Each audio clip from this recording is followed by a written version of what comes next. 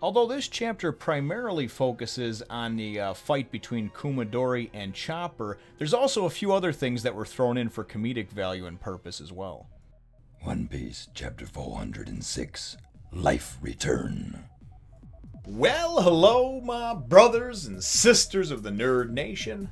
I, as always, am Jim, here to bring you another review on the awesome and adventurous and just CP9 heavy tale of One Piece. Now, our last chapter, of course, saw us with things really heating up, of course, between Fukuro and Franky, and really they were about to go over the falls, at least Franky was, and then he grabbed onto Fukuro and basically said, hey, listen, bro, I ain't gonna let go, so you're either gonna moonwalk your ass over with me attached, and we'll finish this up on land, or we'll both go over the falls and die.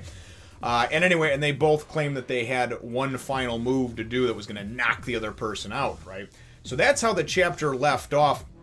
That's right where the chapter picks up over here, and the first few pages are really cool because you go and you see as they're getting closer to being over, of course, land, you know, Fukuro has got this special move that he's going to do, and basically what he's going to do is he's going to create centrifugal force by spinning around while Franky's attached to him, doing a spinning iron ball, iron beast technique, or whatever he's going to do, and basically what's going to wind up happening is the force is going to build up, and he's going to be able to whip him against the wall and just smash him, splatter him against the wall. And he tells him this as he's starting to do it, and Franky's like, oh yeah, that is a great move, that would work to smash me, you know, and this and that, except for, so Franky goes and does Franky Centaur, right? You know, like a fucking transformer, man, just when he goes and, now they're over land, first of all, now, so they're okay.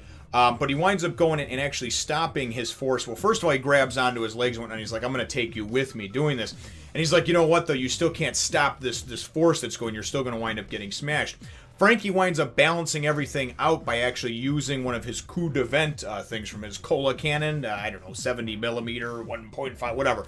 Yeah, and I think that's just the amount that he actually, you know, goes and sprays out or uses out. But anyway, he winds up doing a coup de vent to obviously to even them out and what have you.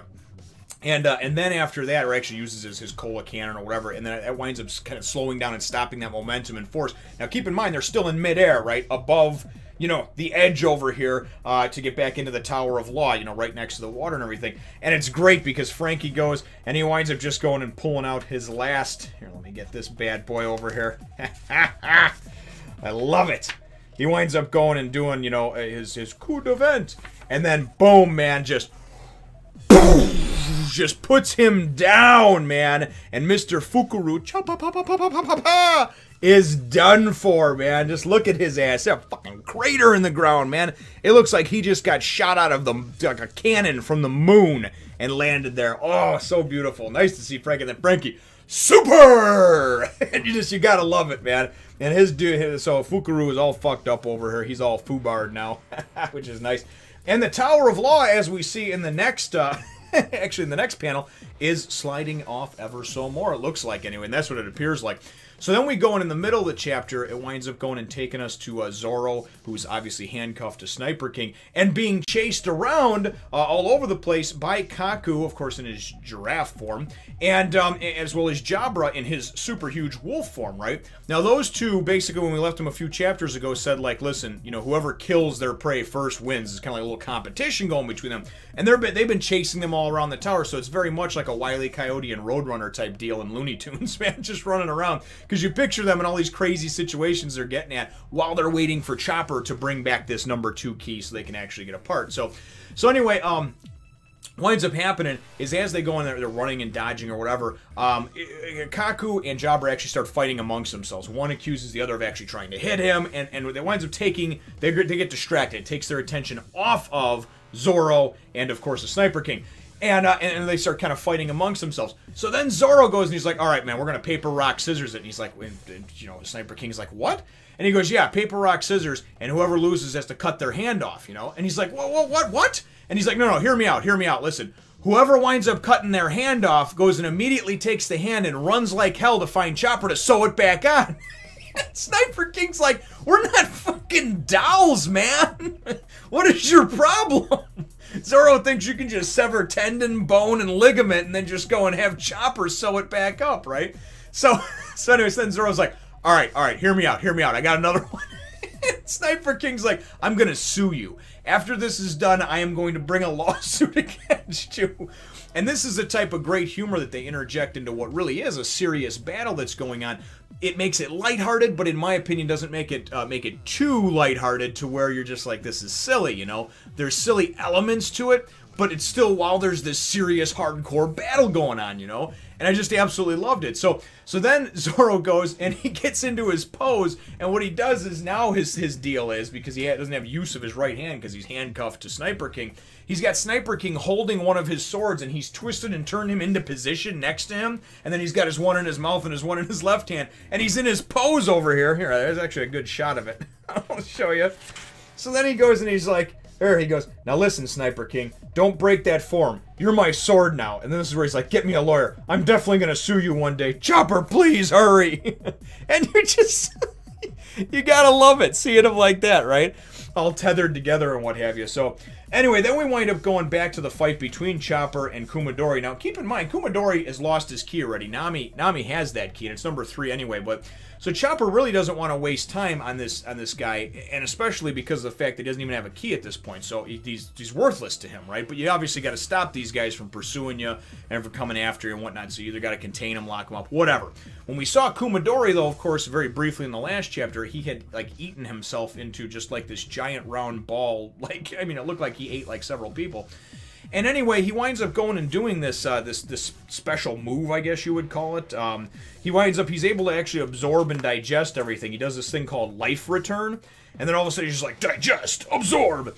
And he explains it to Chopper like, you know, because of the way he trained in the mountains with the senseis and the samurais or whatever, he's able to control every part of his body, and they even say his short hairs, which anybody who has never heard that, you know, I got you by your short hairs or your short and curlies, that's obviously your private area hairs there. So, without getting too graphic, we obviously know, you know, what those are. So, but supposedly the technique that he's mastered on top of obviously his 6 powers and what have you, is the ability to actually go and control everything, every part of his body, down to the tips of his hairs and everything. And that's how he's able to manipulate. And Chopper says, that's how you're able to manipulate your hair and use it like an octopus. And he's like, oh, that is offensive, you know, and thee and thou and thou. And he goes at him with all these different things. And again, he just, to me, he sounds like somebody that was like a reject from like a Romeo and Juliet play, you know what I mean? Yeah, and lo, I mastered this life return technique, you know? It's sort of what he reminds me of, is just sort of this goofy, like, I don't know. I mean, that's just it. There's not a single spot that cannot be controlled with one's consciousness, you know? And then, of course, it goes, here we go. Yeah, what is it? In nature, from the hair of one's head, from one's vital organs to the tips of one's toes, even to the end of one's short hairs. And I was like, okay, all right, whatever. Anyway, he tries doing a number of different things to Chopper. He winds up going, and here we go. You shall call me a shishi, a proud lion. Willst thou call me such? Willst thou? And he does life return, hairbind. Anyway, he tries going and binding Chopper up. Chopper has to go and shrink down to get out of it. He's like, where the hell is he? He looks up, he's above him. There's a back and forth going on, and basically at this point it's Chopper pretty much trying to figure out what he can do to get away from this dude or to defeat this dude somehow, but he's got to get away from him, you know. This dude starts going and taking, and, you know, he does a finger pistol, and it looks like he did a finger pistol with an actual, he's like holding a pole or something in his hand, or maybe it's a strand of his hair that he's got over there. I don't even know. That's what it looks like. Anyway, and this dude winds up doing a bunch of different stuff, you know, shishi kebab, and he's trying to take him out. Chopper, though, the bottom line of what happens here in the fight, because obviously everybody can read panel to panel, you don't need me to describe every move that happens. But as Chopper's pretty much running for his life and trying to find a way to beat him, he's debating whether he should take another Rumble Ball or not. I didn't realize until now, and we, of course, us as the reader haven't been told anything until now, that you can't just take Rumble Ball after Rumble Ball. Rumble Ball. He gets obviously the 3 minutes, and he gets the extra forms and everything else, and of course the increased strength and everything else.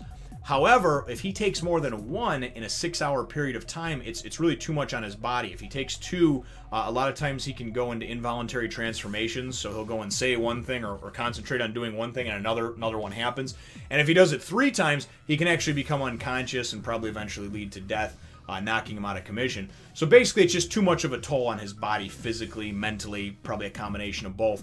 And he's already used one, of course, earlier in this battle, 10-15 minutes ago. But basically, he just goes and says, you know what, fuck it, I gotta do this, this is life or death. And this is Chopper stepping up over here. I like this because in Skypiea, Chopper was still very much scared and afraid most of the time. And he did wind up, kind of reluctantly defeating Gedatsu, I guess you would say. He wound up actually facing off against 3 out of the 4 priests, which was very interesting to see because Chopper was obviously one of the weaker characters. However, I felt like he grew in that arc, and he grew, and he started to get a little more in here, a little more heart, a little more self-confidence, right? And that's what I felt like coming out of that, and then, of course, going into this, I feel like him saving everybody from the fire, obviously, Iceberg and Nami and whatnot, I felt like that was a good point for him, too. That was a confidence builder, and I feel like now he's at that point where he feels like he can do something other than just patch people up, He's going and taking on a formidable opponent, and he's not backing down. He's not bitching out. He's not crying and whining, So I definitely like that. I enjoyed that. But he winds up using this Rumble Ball, and we see him go, and as Kumadori is coming at him with some things, he tries to do this, tries to do that, and the transformations are not working properly. He winds up going and taking some severe hits from him, and obviously this Kumadori keeps using this life return, and is obviously able to, he's trying to nail him, and like I said, the shishi kebab, and he's using just all of his power and all of his strength to obviously take out Chopper. Permanently is what his, reasoning is what he wants to do, of course. So, anyway, and he's trying to do the, the horn point, of course, that doesn't turn right. He gets knocked out. He gets knocked down. Chopper's down for the count, it looks like, right? And he's just like, man, so I couldn't control it after all. Curses, if only I could produce my arm point to use my cloven hooves with all my might, and he's just trying so hard as he's talking to himself, fire's spreading in the room. He doesn't have any time to mess with somebody who doesn't have a key. He's got to find the number 2 key quickly and free Zoro and Sniper King so he can even obviously save Robin. And then he's just like, thou art a stubborn animal. And he's life return, and he's like, his hair is taking the form of arms. Do it, Chopper. You can't let yourself be defeated in a place like this. I'm their last hope. So now he's talking himself up. And I thought this was important stuff because this, for me, is a good turning point for Chopper. And hopefully is going to be one where progressing in the series, he has more confidence about himself and realizes that he can be more than just dead weight or more than just the doctor patching everybody up as they get messed up, So anyway, unfortunately, though, as he goes and muscles up and gets a lot of, anger and excitement, and he's going, adventure, excitement, Jedi craves not these things. Anyway, he gets a shishi finger pistol, it looks like, and then the chapter ends off with the blood splatter, and then boom, the ending of the chapter. So, unfortunately, I don't know exactly what happened. I'm hoping, since we saw it off camera, that he actually was able to dodge the shishi finger pistol, and we're going to see in the next one, maybe he's able to come at him and nail him, or either that, or hopefully he takes the shishi finger pistol, and he takes it like a man, reindeer, gorilla thingy, as Franky would call him, and then all of a sudden he goes, super! Oh, wait, that's Franky. No, but, anyway, very cool chapter, because you had a lot going on in it. Certainly the culmination in the battle between Fukuro and Franky, that was cool. Just seeing the comedic elements and what's going on with the Zoro and Sniper King situation, obviously with, trying to dodge and duck and dive and weave out of the way of Jabra, who's a giant frickin' wolf, and of course Kaku, who's a giant frickin' giraffe. And and then, of course, seeing the battle, probably the last half of the chapter was all this battle between Kumadori and Chopper. So very, very cool stuff. My chapter question for you, though, brothers and sisters, is what were your thoughts on the comedic elements that were in this chapter? And I guess you could say, and I know I've asked a similar question before about how do you like the comedy that's interspersed throughout, but what are your thoughts on this particular chapter and how it kind of broke up between like the seriousness at the beginning and the seriousness at the end, with a few pages right in the middle of, to me, just laughing out loud type of stuff going on between Sniper King and Zoro, I mean, come on, I'm going to cut your hand. We're a paper, rock, scissors, who's going to cut your hand off? And then he's holding him in position. He's like, all right, you're going to be my sword. Just stay in that stance. Let me know what your answer to that question is in the comments down below. Feel free to hit the thumbs up, the like button if you should think that I deserve it, and subscribe if you haven't done so already. We look forward to catching all of you in the next Fun Nation. Boy, I love her outfit and them tig old bitties, boy. Hey, could you remember to subscribe to my other channels and follow me on Facebook, Twitter, and Instagram as well?